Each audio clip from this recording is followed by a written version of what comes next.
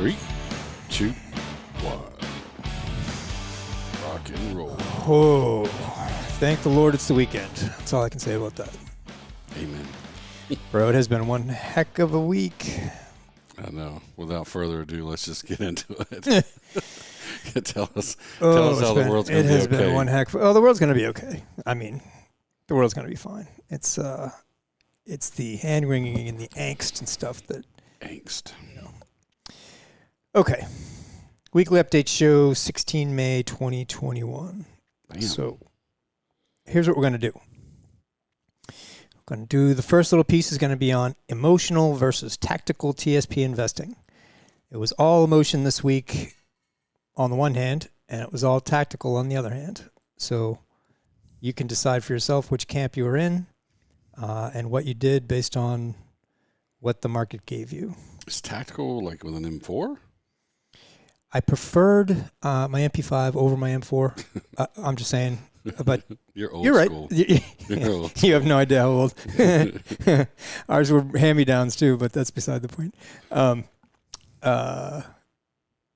Yeah, dude, this brought back some tactical thoughts about the things this week. I tell you what, I had to buckle down and follow the plan, and it turned out well, but it was a rough week. That is the beauty of technical analysis. It gives us guidelines, and I definitely used them this week. And it's not just one guideline. It's if this guardrail, if you break through this guardrail, it gives you another one. Okay. So we'll get into a little bit of that. Watching multiple time frames at the same time. A lot of people I know have problems with, and it's really me explaining it, because in my head I can do intraday, daily, weekly, monthly, all at the same time and have a conversation about all of them running at the same time. So we're going to kind of chop through and look at the technical indicators and moving average lines and stuff in a monthly chart, a weekly chart, and a daily chart. And hopefully that'll start to sink in a little bit. Then we got a bonus chart, a chart that we had looked at before, and it's had some pretty substantial movement since the last time we looked at it. And then we got the 6 month daily charts. Okay. Emotional versus tactical investing. So Warren Buffett says, a simple rule dictates my buying. Be fearful when others are greedy and be greedy when others are fearful. Says Warren Buffett, October 16th, 2008, in a New York Times op-ed article. That was pretty much almost the bottom day of the financial real estate crash, 2008. Of course, he doesn't take credit for the concept. The time to buy is when there's blood in the street, even if it's your own, says Baron Rothschild, an 18th century British nobleman and member of the Rothschild banking family. Rothschild made a fortune buying in the panic that followed the Battle of Waterloo against Napoleon. So these concepts are not new, to say the least. Emotions have been around since humans have been around, and they haven't changed at all. Tactics has changed a little bit. All right. The cycle of market emotion. So here's the problem, right? You got the market going up. Woohoo! Optimism. And it keeps going up, and you're like, really excitement, right? Now it's a huge thrill ride. You're riding Bitcoin or whatever. Now you're riding Bitcoin to 75K, 100K. You're on the moon. Then the market starts rolling over a little bit, and you're like, well, it'll be all right. Then it rolls over a little bit more, and you're like, nah, there's no way. It's definitely coming back. Then it comes over, and you're just about where it was when you got in, and you're like, oh, this is not good. Then it gets lower than that, desperation, panic, whatever. Finally, you get to the bottom of the market here. No one's even talking about the market. It's you're talking about anything else but the market. I mean, I remember in 2000, when was this? 2000, 2002, 3, 4, somewhere around 2098, 99. That's close. Yeah, I was trying to remember from my jobs where I was. So I'm back in Charleston, South Carolina, in 99, 2000. I got there in 98, so it was around 99, 2000. It was the top of the tech boom, right? There was a guy in my office at lunch. He used to run down to the Merrill Lynch broker down the street like every day, and they would like trade stocks like every day. That's all anybody talked about at that time was how much you were making. And nobody was losing, so how much you were making and how much you had to like kick in more. It's everybody like Bitcoin now. It's like Bitcoin now. Like everybody wants to talk about cryptocurrency. My plumber was talking about cryptocurrency today, and I was like, just fix my disposal. Yeah. So that might be a sign of euphoria. I'm just saying. Now the problem, of course, is you don't know how high it's going to go, but you know that we are not in optimism anymore. We are in euphoria now. Right. So we're a lot closer to the top than we are to the bottom. Of crypto, at least in this cycle of it. And then when on the flip side of it, when crypto comes back to 20K, 30K maybe, no one is, you're going to be back to despondency. No one is going to be talking about crypto. I won't see any more Instagram posts? It'll be crickets. Yeah. Half my Instagram will go away then right? Yeah. But then what happens, right? It went from like complete despondency to like, well, just, I'm never making it back. And then maybe it's ticked up a little bit, so maybe hope. And then hope maybe. And then well, all right, I got some of my money back. I got out here and I got in here and I only lost a little bit. That's not so bad. And optimism. I'm back on. These are new people. These are not these people. Yeah. That's right, that's how the cycle works. Okay. Us being technical analysts, and we know the cycle of emotions. So what do we do? Like, if we know this, how do we manage it, right? It's very simple. You draw a trend line. Channel, however you want to do it.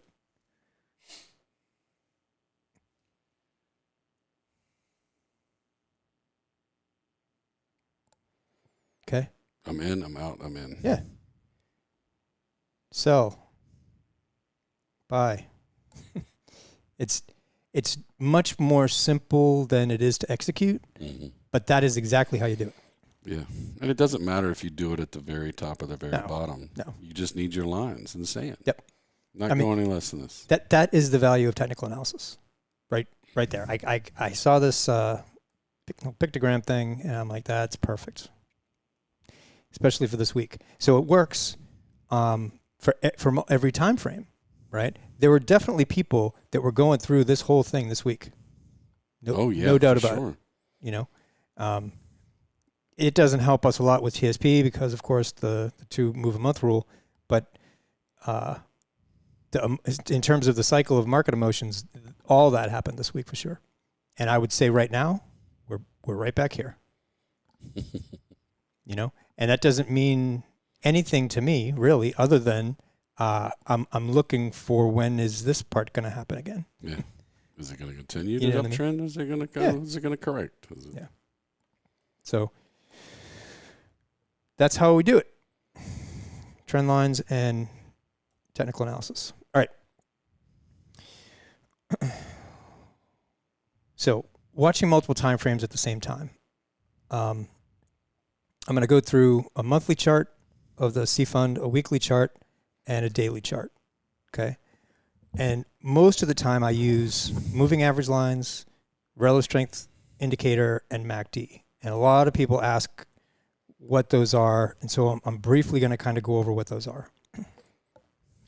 So moving averages are the average price over any rolling period, right? So we found basically the 10-day or the 10 and the 50 period averages work the best, right? They're the most valuable for us.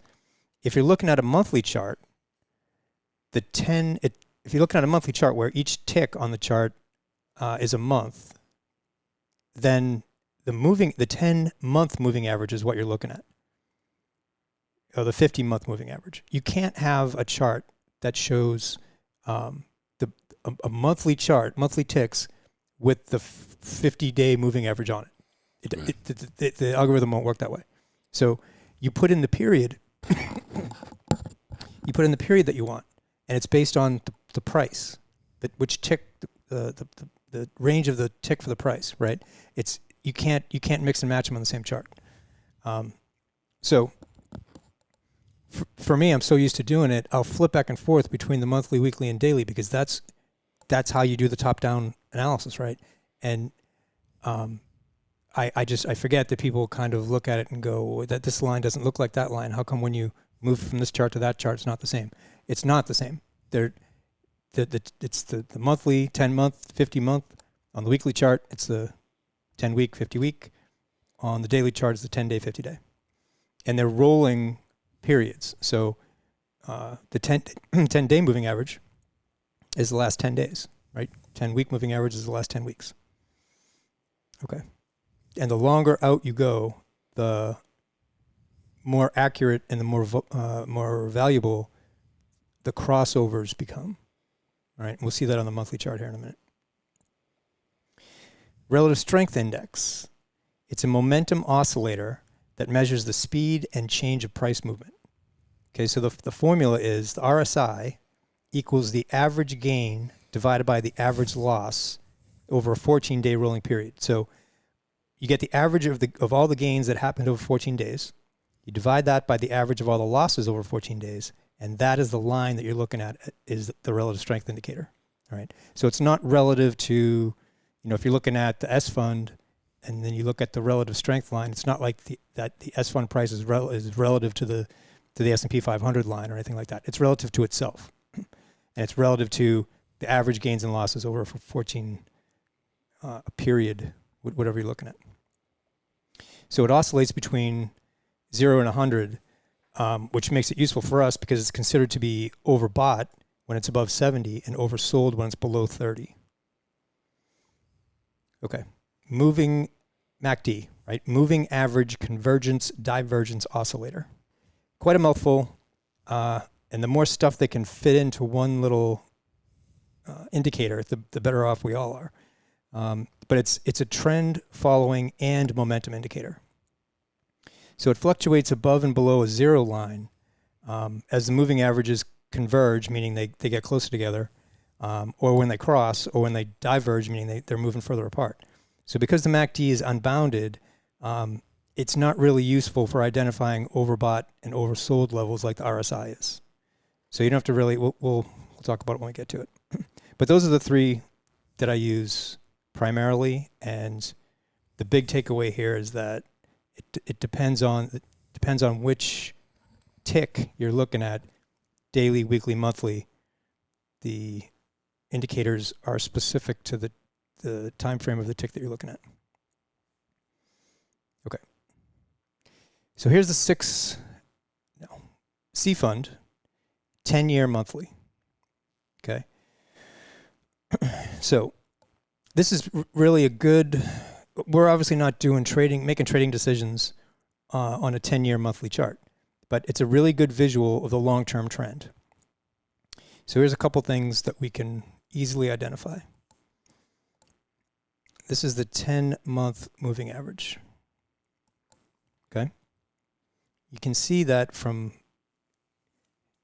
2011, basically the beginning of 2012 right here, when price got above that 10-month moving average, it stayed there. Got support at the 10-month moving average all the way to the middle of 2015. So 1, 2, 3, 3.5 years almost. So if you had gotten in on a monthly close back here at the beginning of 2012 and stayed in so if you only looked at the C fund every month and you said, okay, as long as it stays above the 10-month moving average, I'm staying in, you would have gotten all those gains. When it broke below the 10-month moving average, the next place that you expect to find support is the 50-month moving average, which is this one. So we had a pretty sizable, ABC consolidation right here. And it took, 6-8 months.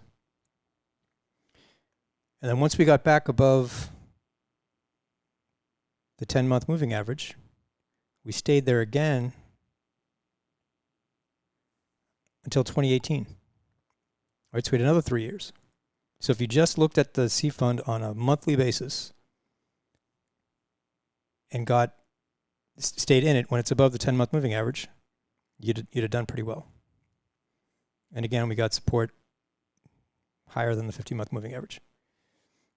Then again here in 2019, once we got back above the 10-month moving average, we stayed there until that breakdown, which was the COVID breakdown. And then after the COVID breakdown, it was deeper than the other ones in the past 10 years, but still, we got support right there at the 50-month moving average line.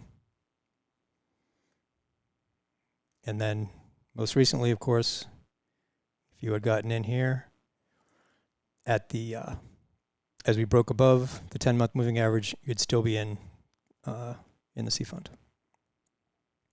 So why don't we use it? It's very simple looking. Why don't we do that? You could do that. If you wanted to play a long-term game, you could definitely do that. The problem is, as everybody kind of knows, here's where we are right now, right? The percentage drop from 41.12 to 37.30, I'd have to do the math, but it's a much bigger drop than I'm willing to take, even if I know, or even if I expect that I'm going to get support at that 10-month moving average line. I'm not willing to see. Now I'm retired. I'm not willing to see that kind of drop in my account. So I like looking at the monthly charts, because I know in the big scheme of things, we're going up right now. Other than that, it doesn't do me any good in terms of trading. The other thing that is kind of helpful, you can see here, we got to overbought. We were overbought that whole range, and the market kept going up. Same thing here, we got to overbought, got below overbought here, but during this whole time, the market was going up a lot. So just because we get overbought does not mean it's time to sell. If you're looking for a sell signal, if anything, it's when we get overbought and we stay there, then tick down from it. Right. It's just one indicator. It's just one indicator, yeah. Okay. That's monthly. So we bring the time frame in a little bit. So we're doing 6 years instead of 10. And this is weekly, okay? So the chart looks similar. It's a little bit more volatile than the monthly charts, but we're seeing the same kind of thing. In the past 6 years, you want to be in the stock funds when the C fund price is above the 10-week. So it's a little bit more volatile. It's not staying above the 10-week as well as it was above the 10-month, but it's the same kind of idea. It basically rides the 10-week moving average higher. Okay. When it gets below the 10-week moving average right here, it generally finds support at the 50, right? We got support at the 50 almost every time. Okay. This was a big time we did not get support at the 50. And this was a really big time we didn't get support at the 50. But almost every time, you get support at the 50-week moving average. So most of the time, you get support at the 10-week, which roughly corresponds to the 50-day. We're going to get to that in a second. That's where you can see where we were when I did this chart, which was yesterday. We were right about at the 10-week moving average line. So was there like need to panic this week? If you're looking at a weekly chart, you got to say no. It was well within. There was no trend change here. It's well within that channel, and there's no trend change. what was scary to me was if we had broken through the 10-week moving average here, it's a long way down to the 50-week moving average. I mean, I'd have to do the math. 41.12 to 36.13. I'm not taking that loss. Fortunately, I didn't have to, but most of the time it follows the 10-week moving average. If it doesn't, you get a long way down to the 50. That was the angst that I had, whether or not to get out of the market this week.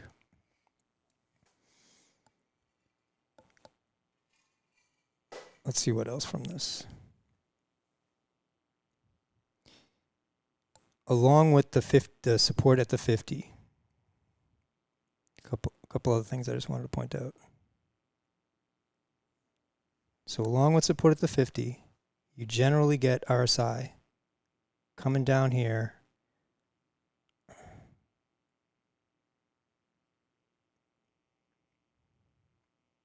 to roughly the 50 line on the RSI. Okay, so if the market had rolled over, if it does continue to roll over and gets down to the 50-week moving average line, you can expect the RSI to get somewhere down here like that.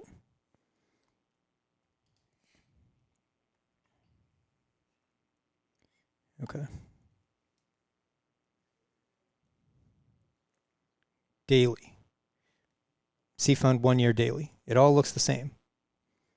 It all kind of is the same.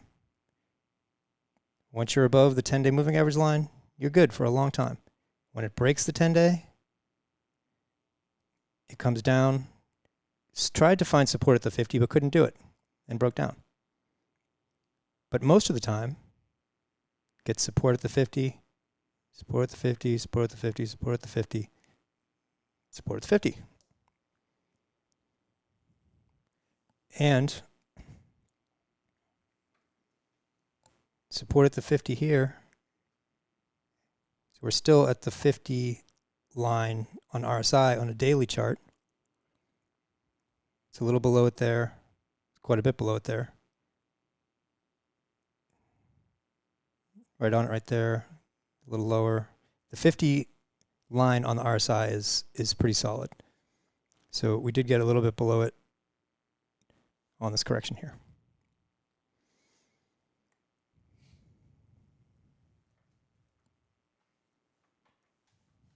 Okay. All right. What do you think about that? Is there anything I need to...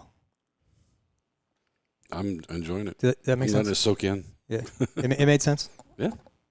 I mean, hopefully everybody else is. So when we're looking at... do you have another time frame coming? No. Yeah, that's what I thought. What are your go-to time frames? I mean, I think we know the answer. I just want you to kind of say them because you do them every week, right? But what are your primary go-to time frames each week when when Saturdays are for the charts kind of thing, right? Yep. Weekly and daily. And so usually I do candlestick charts, and these are all line charts because candlesticks are really useful. I mean, obviously, I use them all the time. There's lots of information in one little thing. Yeah, tons of information. But sometimes that can be overkill. Yes. Yeah. I tend to do lines. Yeah. And I like, my mind just went blank. What's the other ones that's not a candlestick, but it has the open, high, low, close. Yeah. Yeah. Because that's enough for me, generally. But I'm hoping at some point that I can look at candlesticks and see the information. I know it's there. It just takes me longer to kind of filter through it, and I lose track. So for those of you that don't feel like you're the only ones, it takes a while. It takes time to see patterns within patterns. Yep. And so I tend to go, since we've got closing price, right? I mean, we're not day trading, so you can get a lot of information out of it. I tend to get information overload, and I just do closing price. Yeah. But so daily, weekly, daily chart, weekly chart, but for what time frame? Like we just did 10 year, 6 year, and 1 year. Yeah. I look at a bunch of different time frames. Generally on the monthly, I'll go back to, in this case, 2009, because that was the last major low. So anything earlier than 2009 kind of isn't worth looking at. Sure. If you don't go back all the way to 2009, then you won't see like the Elliott wave pattern. Right. So you have to go back to the prior low of whatever time frame you're looking at a minimum. In this case, like on the yearly chart, we had a pretty good correction there in 2020. So like this correction right here sort of almost kind of reset what I'm looking at. So once we got above the 10-day moving average line right there, we were good to go for a while. You know, and then we've gotten support at the 50 all the way along ever since.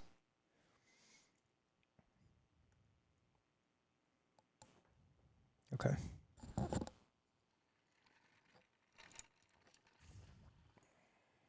All right. So sip break.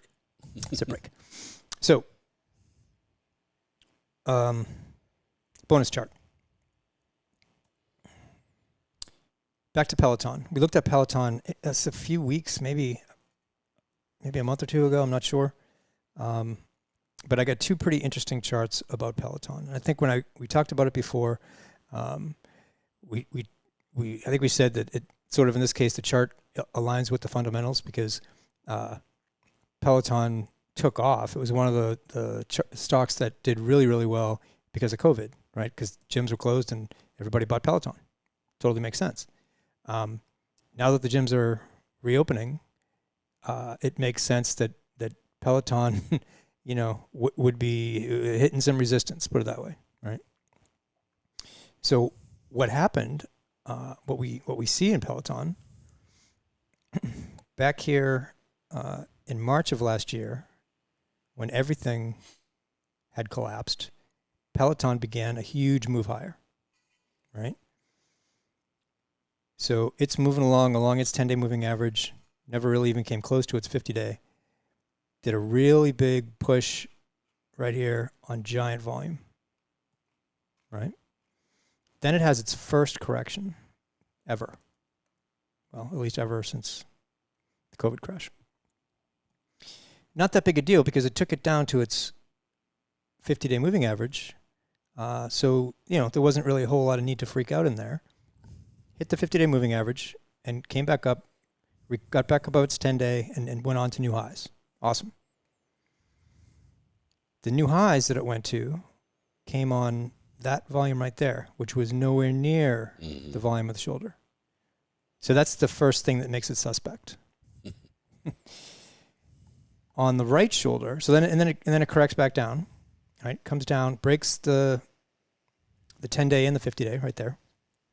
Comes down to the same low that it was at there.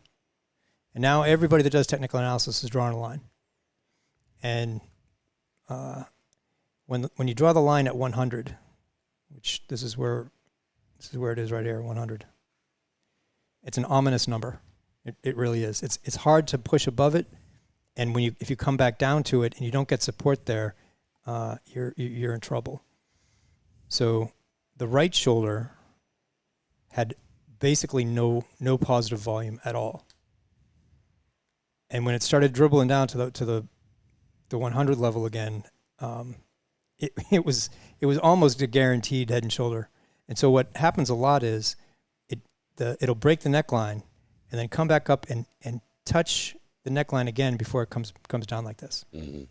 I guarantee you there are a ton of people that are looking at this point right here where it finished this week as a giant short opportunity for Peloton. Absolutely.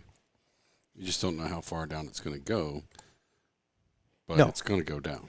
Well, I mean, it may not, yeah. And if it doesn't, it's fine. So let's just zoom it in a little bit. It closed above its 10-day moving average line today, and it's been on big volume for the last couple of days. If it gets back above 100 and back above its 50-day, right, which is 105 right now. If it gets back above 100 and above its 50-day, and tests that and then moves higher, I'd say it's good. You're back in the races, yeah. But for me to buy Peloton, it would have to be up at least 110 115. Yeah. And a little lower if I was going to short it. If I was going to short it, I would wait until it rolled over from the 50-day moving average or 100, one of the two. Yeah. So interesting in here, though, which happens actually relatively frequently.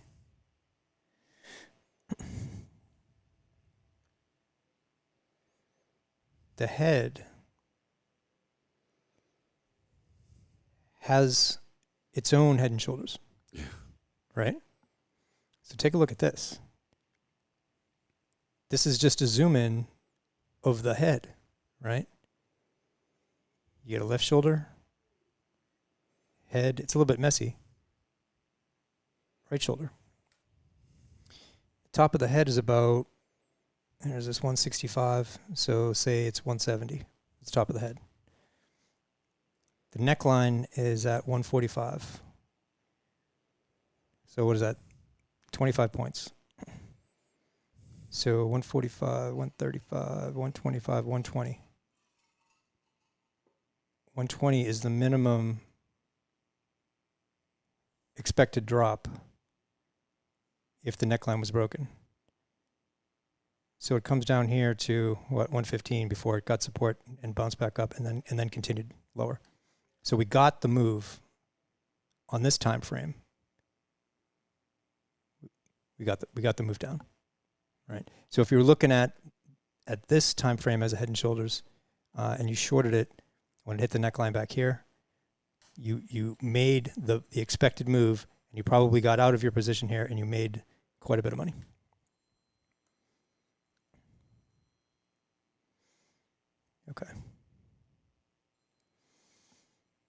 Okay, that's it for Peloton. The whole point behind these bonus slides, just so people kind of have an idea, is this is a learning tool, right? So we're not always staring at the CS&I fund. Right. That, again, goes back to the whole point of this, our thing is education, right? So once hopefully people are getting the value out of that, of being able to apply, because these rules work. Yeah. No matter what we're looking at. And it's just about being able to take a look at a different chart and kind of wrap your head around, hey, that's the same. You could do this with Tesla, with Peloton, everything. Zoom, whatever you want, right? Yeah, if you go look at some of those names, particularly this week, you'll see some of the same topping patterns happening in all those Netflix, Amazon, Facebook, Google, right. Apple, all of them.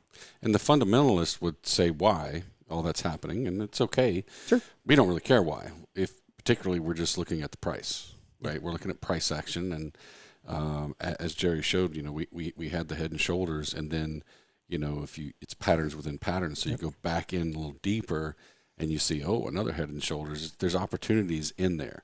And I think it's always, at least from our perspective, I think to start macro and work your way in. If you got to come back out, because sometimes you can get lost in the weeds. Absolutely. So you got to pull back out, especially when, and let's back up and take this back to TSP. Sure. Like, we're not trading individual stocks in a TSP, so the indexes aren't going to be as volatile as that chart. Thank God. Yeah. Right? Because it allows us to kind of stay back here and look, and we usually favor better, if we stay out and look at the longer trend. It's like you did about, hey, there was all this angst this week. If you pull back a little bit, you go, we're still on an uptrend. Right. So if you're a subscriber to the site, we spent a lot of time. We put out a lot of content this week about that, and I put up something to the public group about looking at the 50-day moving average, because that's like I said, there are guardrails, and the guard. If you crash through one guardrail, there's another one at some point past it, and as long as you can see where the next one is, you don't really have to freak out about it. Right. But you do have to have your guardrails, which means you got to be paying attention. Yeah, you do. Yeah. I mean, we're putting together a revised guide, ebook, whatever you want to call it. And that's kind of a big gist of it is you just got to make a decision as to what kind of investor you're going to be. Yep. Am I passive? Am I active? If you're passive, there's some tools you can use to be passive. You can be more passive or less passive. If you want to be active, same thing. And that's where we're at. We're actively managing our TSP, and we've decided to use technical analysis to do that. And you just got to find, the listener, the viewer, where's your happy spot? Where do you feel comfortable at, right? And then what are your guardrails? Once you do that, it doesn't take as much time. No, right? That's right. I mean, we put a lot more time. Jerry puts a lot of time into this because it's just like, your teacher that spends so much time putting together lesson plans. Like, an educational piece, it takes a lot of time to put this content together.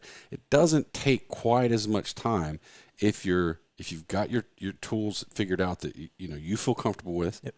And you're just kind of managing it day to day, really week to week. Week to week. Yeah, it's really week to week. At the end of the day, it's about, market closes on Friday, sometime during the weekend, get your charts together, look at your stuff, use your tools and indicators you like, and say, okay, here's how I'm looking for next week.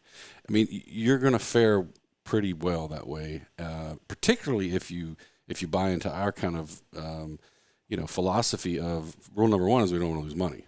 Right. And so you're going to get out of the market at the right time if you're doing those things. Yeah. Let me go back to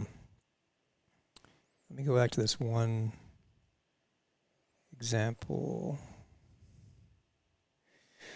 2018, we broke through the 10 week moving average right there. And then we started going sideways. We got support at the 50 week, but we didn't do a V bottom. All these other ones, you get a V bottom, right? V. We didn't get that here. And if Can you zoom in on that? Yeah. Just easier to see. Yep. We had a lot of sideways movement there, right on the 50-week moving average. I got out there. If you're a subscriber, we got out there because the market usually does an ABC, and that's what that was. It was an ABC correction in the it was actually an ABC within an ABC, right? So you got one leg down, a little correction there, and another leg down. That's your ABC. Within that, you had an ABC, right? It's the market trying to figure out, does it want to go higher or lower from here? When it's trying to figure that out, having already done one leg down, you can expect another leg down. That's why in 2018 our performance was much better than the market because of that. Because of this scenario right there is why we beat the S&P by quite a bit in 2018. And of course this one we got out right there and we missed that whole loss. So it's not, this technical analysis doesn't always, the market doesn't always do your plan A. Yeah. And for us in TSP, it's hard because you only have the two moves a month. Yeah. The rules are brutal. If we didn't have those rules, life would be great. There'd be unicorns and tooth fairies and rainbows and whatever. Lucky charms. Yeah. So, okay.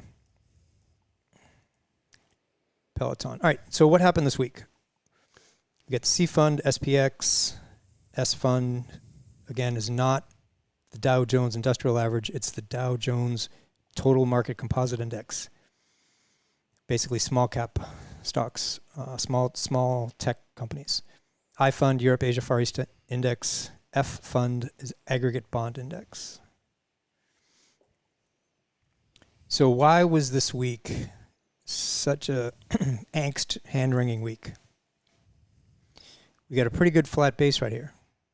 That's fine. And we had a breakout from the flat base. That's fine too. I mean, anybody who's looking at this chart ought to be getting back in on that day. You just came off of a 3-week flat consolidation. No reason why you wouldn't, and it broke to the upside. No reason why you wouldn't get back in the market. Unfortunately, the next day, it took out all the gains from the previous day, and the day after that, gapped down below the 10-day moving average. So that's a problem for us because all that happened within the first couple of trading days of the month. If you didn't have the rules, you would have gotten out, I would have gotten out on the gap down and then gotten right back in on support at the 50. Because we know we don't always forever, but we generally always get support at the 50. And again, if you didn't get support at the 50, you just get out again. But we can't do that because we have these rules. So we work within the rules. But that's why this week was so difficult, because we used up all of our opportunity within the beginning of the month. So again, if you were a subscriber to the site, you got a pretty in-depth explanation of why I did what I did. So again, usually when you get the correction here, we're a little bit below the 50 line on the RSI, but that's generally where we see the other support at the 50. So I'm pretty comfortable right now. We closed the week, C-Fund closed the week above its 10-day moving average line, and so we're looking pretty good. We are in a seasonally difficult part of the year. No telling that we go to new highs from here, but for right now, we're good. As long as RSI keeps moving higher, and what I really want to see is this MACD crossover right there. Yeah. As far as I hope, which I can't stand that word, hope, I hope to see a MACD crossover next week. Yeah.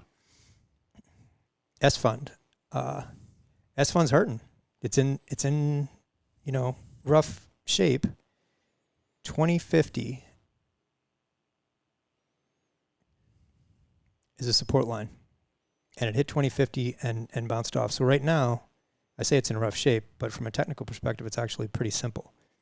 It's absolutely in a very clear horizontal channel. And this is where I find, and I could be wrong on this chart because I don't have my glasses on. But this is where I find it more helpful to me not to have candlesticks. Yeah.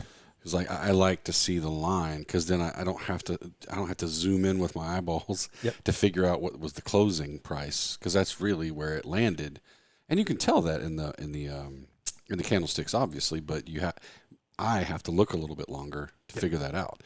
Whereas, like, if you're just looking at this and you see all those lines below the 50-day, you're like, what's he talking about? It didn't bounce off there. Yeah. It went below it. Well, it did during the day. Yes, correct. And it closed. But that's where you really want to look. Until you can read candlesticks really well, I think it's good to stay with the line chart, because then it's the close, which is what really matters to us. Right. It's really nice to know the other parts of that, because it tells you a little bit more information about what could be happening. Yep. Right. Yeah. That's why you want to see the candlestick. It is very valuable. So I'm not telling people not to learn how to do it. I'm just saying, if you're early on and it confuses you, particularly when we're looking at these charts, like you just said, hey, it bounced off of it, and you see these big lines going below it. I want to point out for the newer folks that, hey, that's the closing price is above it. Yeah. And it's just not, you can't see it in this because we're not zoomed in. Right. But, so let me give you an example. That day right there freaked everybody out because it went below this low. Yep. Right? But then it went all the way back up and closed up here on the day. So somewhere in the middle of the day is extreme weakness. It's showing extreme weakness because it got below this low. That's not good. It also got below this high. Definitely not good. And then everyone's looking at this low, and it almost got down there. But then it rocketed all the way back up. So that's actually, by the end of the day, it's showing strength. Right. And that's why the follow-on from that was the move higher. So that's what candlesticks show you. Yeah, it gives you a lot more information. A lot more information. But you're absolutely right. It definitely can be overwhelming. Yeah. So where are we right now? We had what is that? Let's talk about glasses. What is that, 2.6% move today? Off of that 2050 level. We got support there yesterday, and then today we had a 2.5% jump. It's back up, It's just under its 10-day moving average. It's got some work to do to get back above the 10-day and back above its 50-day. So it's got more work to do than the C and the I funds do. But it got support at the lower channel line. So if you were trading this in your IRA, today would have been a great day to buy it, because you can expect it to come back up, because now we have a channel, right? If you bought it here, you can expect it's going to come back up here before it has any serious likelihood of rolling over. Yeah. And if it had gone against you, so let's say it, Monday it's down here, and Tuesday closes down here somewhere, you get out. You're out. And so your risk is this much, but your potential gain is that much. But again, you can do that in an IRA. In an IRA, you just can't do it in TSP. We got RSI hitting overbought. That's good. Again, RSI tends to lead, so we want to see MACD turn higher and cross higher. That would be awesome. Okay. I fund. Same kind of idea as the C fund. When it breaks through the 10-day, it gets support at the 50. Right? It pretty much happens all the way along. Same thing happened this week. And the support came in on pretty big volume. RSI, same thing. We're getting support just below that 50. And the MACD needs to turn around, but it's a lagging indicator, so I'm not too worried about that. We're back above the 10-day moving average on the I fund and the C fund. If the S fund can pull back out of this channel and get back up here somewhere, we're in good shape. Then we don't have the divergence anymore, and we're in good shape. F fund. F fund is struggling basically, and it's going to continue to struggle because inflation fears are coming back, and it's a problem for the F fund. We're not in it very often. We talked a few weeks ago about how if the stock funds kept going down, the F fund might be the place to be during the summer. That was before we got this double top, and the F fund's not looking very good right now. The MACD's not good, and RSI it moved up today, but it's not great.